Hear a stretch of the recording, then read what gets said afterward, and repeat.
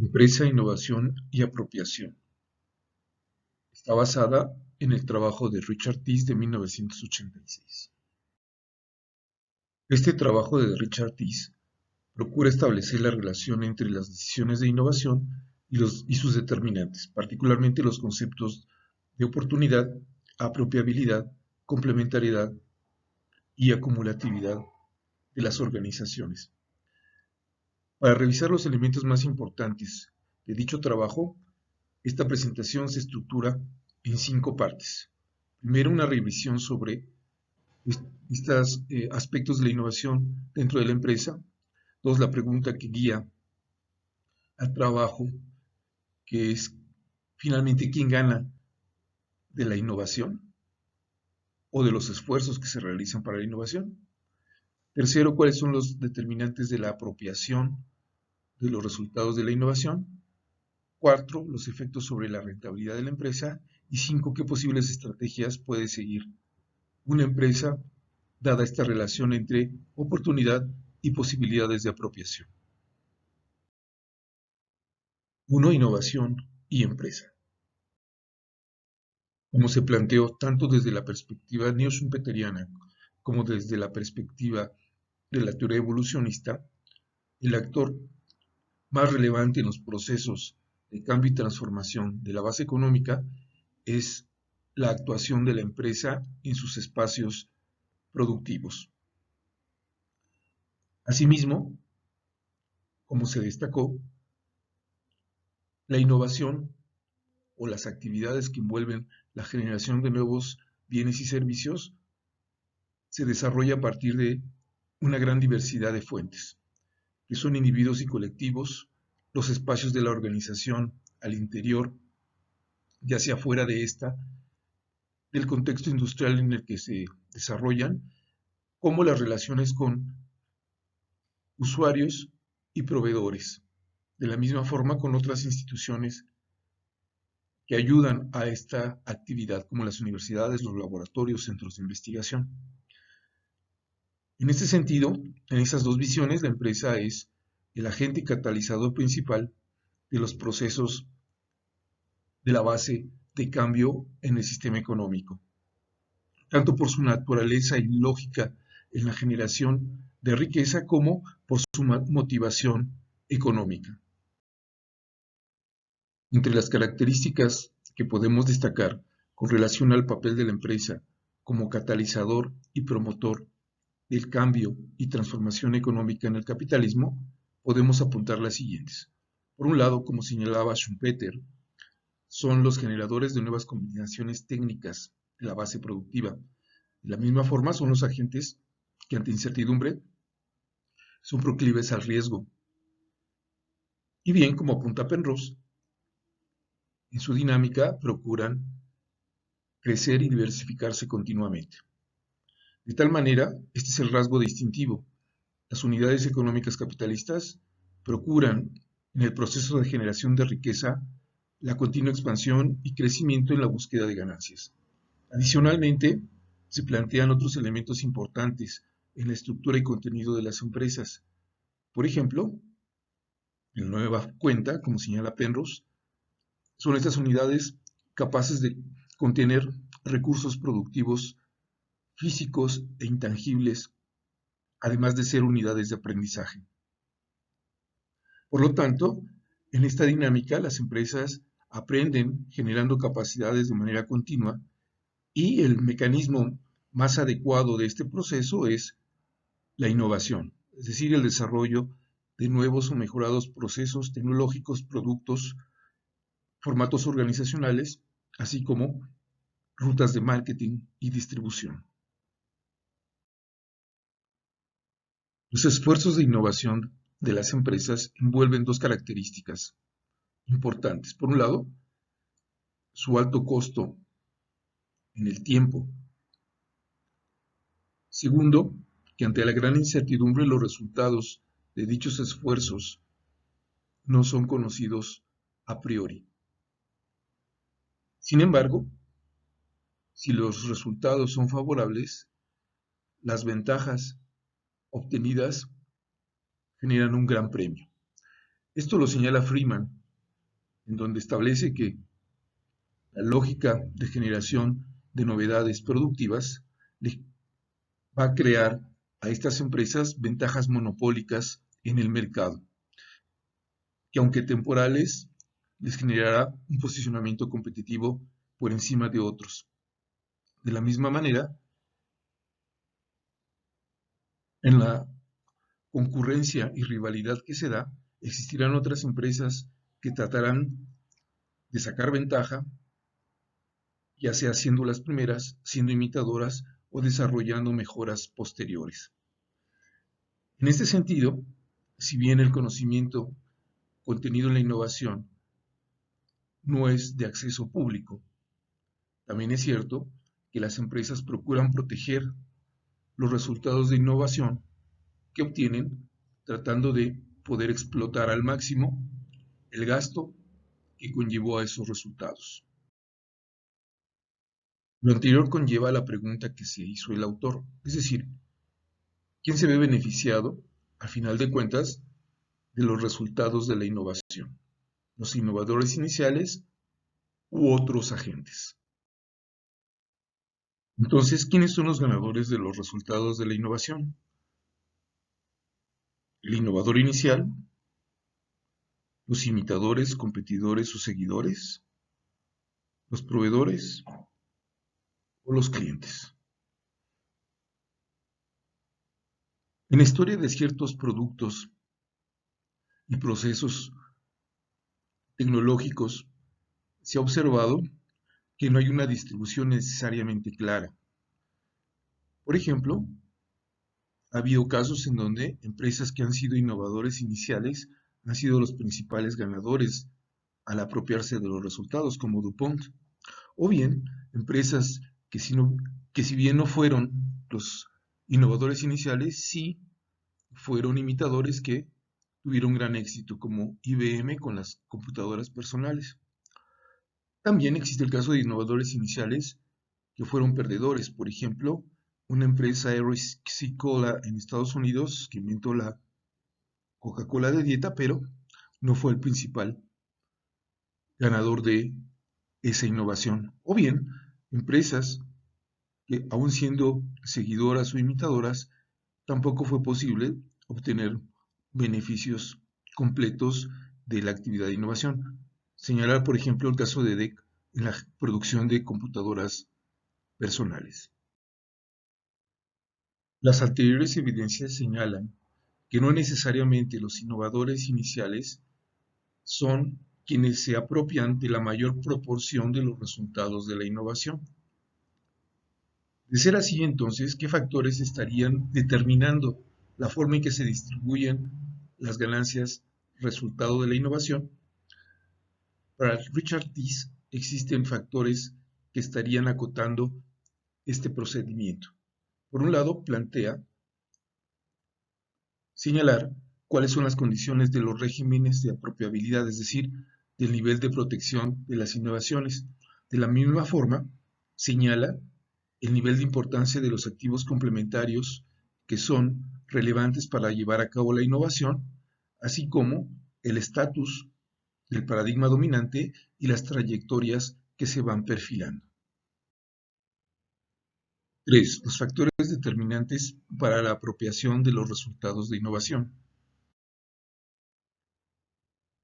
El primer factor que establece es el régimen de apropiabilidad, que se refiere a aquellos factores, excluidos el mercado y la empresa, que gobiernan la habilidad de los innovadores para apropiarse de los beneficios de la innovación. Tenemos por una parte los mecanismos de protección legal, entre los que se encuentran los sistemas de patentes, que es el mecanismo de protección sobre los derechos de propiedad intelectual más conocido.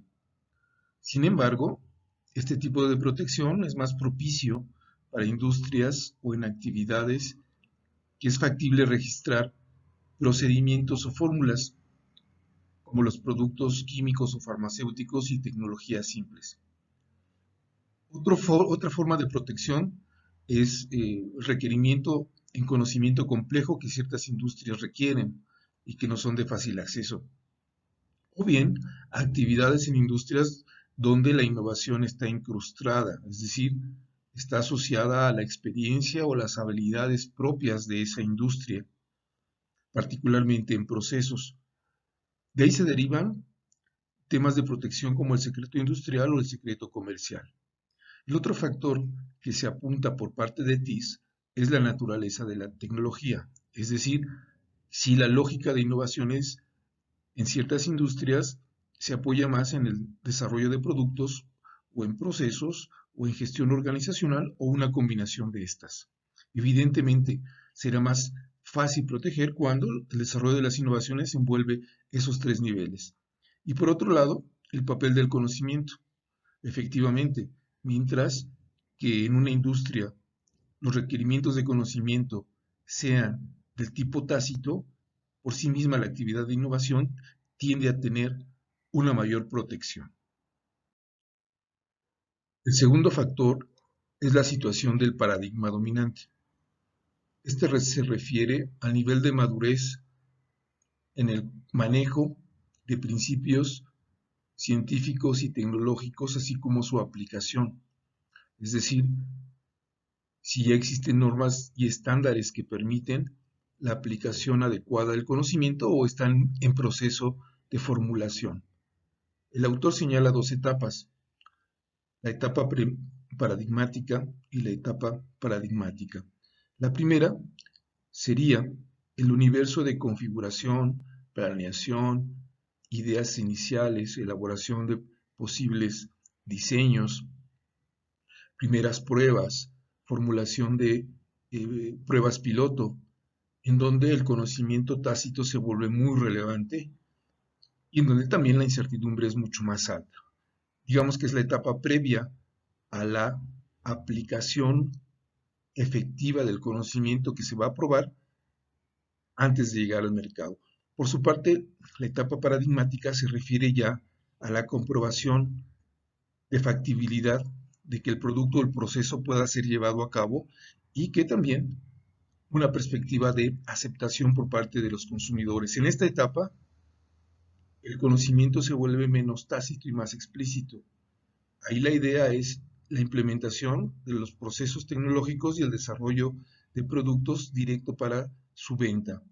Interesa generar y resolver la escala de producción, así como la definición de estándares y normas para conducir los procedimientos. Se vuelve también importante, por ejemplo, la construcción de ciertos nichos de mercado derivados de los productos, o bien también es la etapa en donde se lleva a cabo este proceso de difusión y la posibilidad de imitación de otras empresas.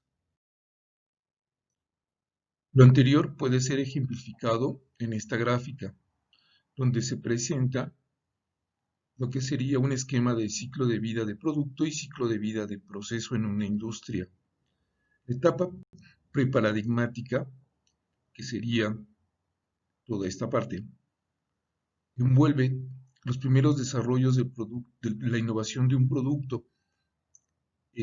Por ejemplo, pudiésemos colocar un auto eléctrico, el cual ha llevado este nivel de identificación de condiciones en su diseño, características, condiciones, contenidos, rasgos que le pudiesen llevar hacia la posibilidad de una implementación no solamente como idea, sino también de hacer factible la posibilidad de viabilizar su producción. Esto por su parte iría acompañado de las perspectivas que se tienen de poder producirlo en serie y donde, además de la idea inicial, se tienen que ir resolviendo situaciones asociadas con el proceso de producción, el desarrollo del nivel y volumen de unidades a generar, así como la escala y la complementariedad que se requiere.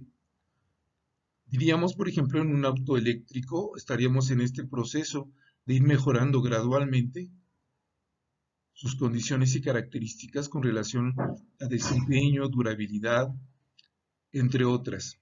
Entonces, estos dos momentos se ensamblan para entender cuáles son las etapas en donde los requerimientos entre uno y otro fenómeno innovador se articulan para determinar la dificultad o posibilidad de protección o de imitación. El tercer factor en este proceso de las posibilidades de apropiación de la innovación es la existencia e importancia de los activos complementarios. Como sabemos, las innovaciones no se producen de manera aislada, sino que conlleva una serie de conocimientos que se encuentran en el know-how de los proveedores, en el uso de ciertos insumos o procedimientos técnicos que son importantes, o bien desde el lado de los clientes que dan información con relación a las virtudes posibles de productos a explotar. En este sentido, dependiendo de la etapa de la innovación y de la importancia de estos activos complementarios que muchas veces se encuentran fuera de la empresa, definirá o no la posibilidad de apropiación. Y esto aparece tanto en el espacio de la manufactura como en el marketing o los servicios postventa. Lo anterior puede ser visualizado en el siguiente diagrama. Por ejemplo, una empresa que tiene un control de conocimiento sobre ciertas tecnologías que son innovadas, dependerá necesariamente de componentes complementarios que se encuentran generalmente fuera de la organización.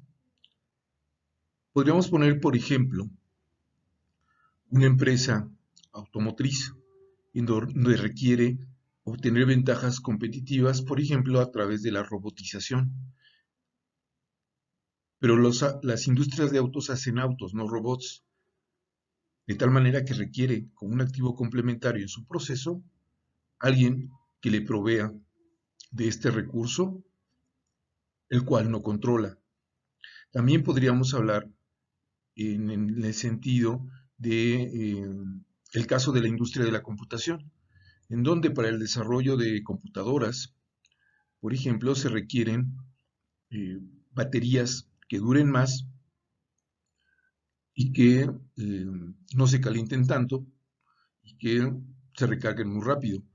Pero, de nuevo, las empresas que hacen computadoras no desarrollan estos componentes. De ahí requieren de manera relevante articular con las empresas que desarrollan este tipo de productos. O bien, y hoy se observa claramente en este periodo que vivimos, el fenómeno de distribución de ciertos bienes y servicios. Por ejemplo, en un restaurante que puede dominar la producción de comidas gourmet, por ejemplo. Sin embargo, carece de habilidades para la distribución del producto. Requerirá de manera importante de otras empresas para poder hacer eficiente la distribución de su producto. De ahí que dependerá de este bien complementario. De la misma forma, existen muchos servicios que se vuelven relevantes para muchas industrias y que son clave en el desarrollo de una innovación. Generalmente en bienes de consumo final, este fenómeno aparece de manera muy clara. Dada la naturaleza sistémica de la innovación, los activos complementarios se vuelven clave en el desarrollo de muchos productos y procesos. Activos que por regla se encuentran fuera del control de una empresa. TIS establece tres tipos de activos complementarios. Los activos genéricos, que son aquellos de fácil disponibilidad en el mercado que no requieren el establecimiento de procesos de control o de apropiación relevantes. Los activos complementarios especializados, en donde se da una relación de dependencia unilateral entre el proveedor de dicho componente y el innovador.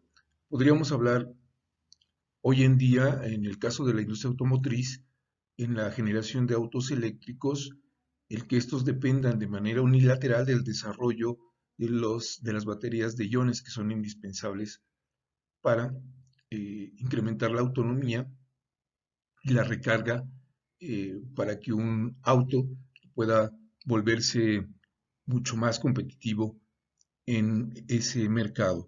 Y finalmente los activos como especializados, en donde aquí se da una simbiosis entre el innovador y el proveedor de dicho componente, es decir, el desarrollo de ambas empresas dependerá de una articulación compartida en el desarrollo de determinados productos o procesos para su avance particular.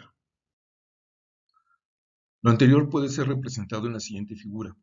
Por ejemplo, en el caso de los bienes complementarios genéricos, piensen en los segmentos de autopartes de la industria automotriz, asociado a industrias ya maduras, en los cuales estos componentes no son indispensables para el desarrollo de innovaciones.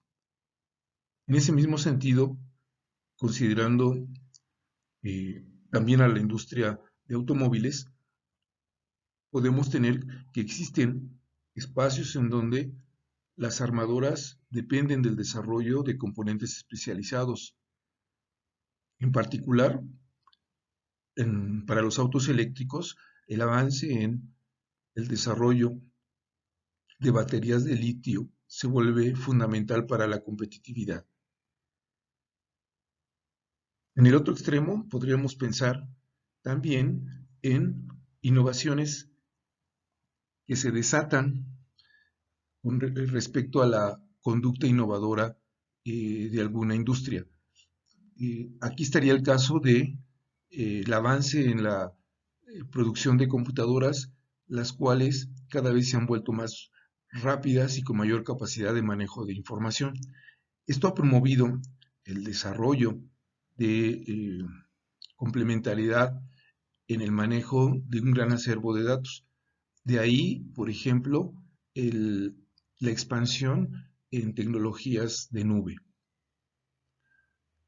Y finalmente, el desarrollo de complementariedades que son compartidas o de dependencia bilateral. De nuevo, en la industria de la computación, eh, las empresas que diseñan computadoras trabajan muy cercanamente con los proveedores de circuitos electrónicos, de tarjetas madre, que son fundamentales para un avance a la par en el desarrollo del sector de la computación. 4. Los efectos sobre la rentabilidad esperada de las empresas. Como se indicó, la apropiación de los resultados de la innovación dependen del régimen que prevalezca en determinada industria. Por ejemplo, en sectores como la química o la farmacéutica, estructuras institucionales de protección de derechos de propiedad intelectual son suficientes para poder proteger a las empresas. También, si en esa industria los activos son genéricos por naturaleza, entonces es suficiente para una empresa simplemente definir relaciones y contratos para la protección. Pero si los activos son especializados o coespecializados, será fundamental que la empresa establezca contratos muy claros para reducir el riesgo de imitación. También podría suceder que la empresa tuviese que generar estrategias para ampliar su control sobre ese tipo de activos. El otro aspecto tiene que ver con la etapa del ciclo de producto o de proceso. Si una empresa está desarrollando un producto, pero este es nuevo y se ubica en la fase preparadigmática, debe tener mucho cuidado para reducir las filtraciones de sus diseños, tratar de establecer en qué medida es rápida la posibilidad de imitación y estandarización. También, si es posible, verificar posibilidades de homologación con estándares ya establecidos. A su vez, si satisface los patrones de consumo esperados en el mercado y en qué medida los costos en tiempo y en dinero que son irreversibles puedan ser rápidamente compensados en el mercado en un futuro no tan lejano. A su vez, si se encuentra en la fase paradigmática, habría que ver si su producto ya probado, producido en mayor escala, puede convertirse en un bien dominante. ¿En qué medida se vuelve clave la articulación de etapas y el desarrollo de escala con el propósito de ir gradualmente reduciendo los costos de producción?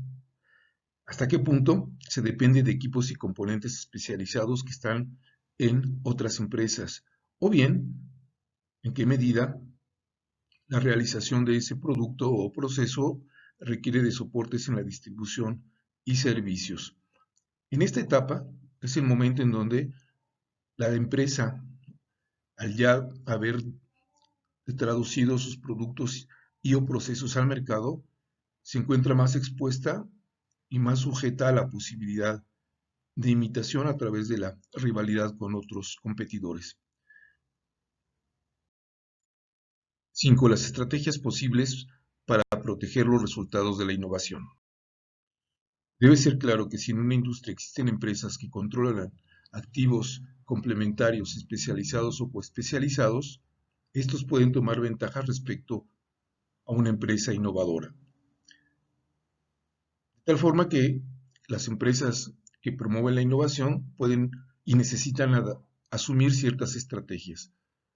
Para ti sí existen dos posibilidades. Uno, que la empresa innovadora, para acceder a esos activos complementarios, los incorpore bajo su control directo, o bien estableciendo alguna especie de contrato o de vinculación, sea para fortalecer la manufactura, la distribución, los servicios o el acceso a componentes y partes.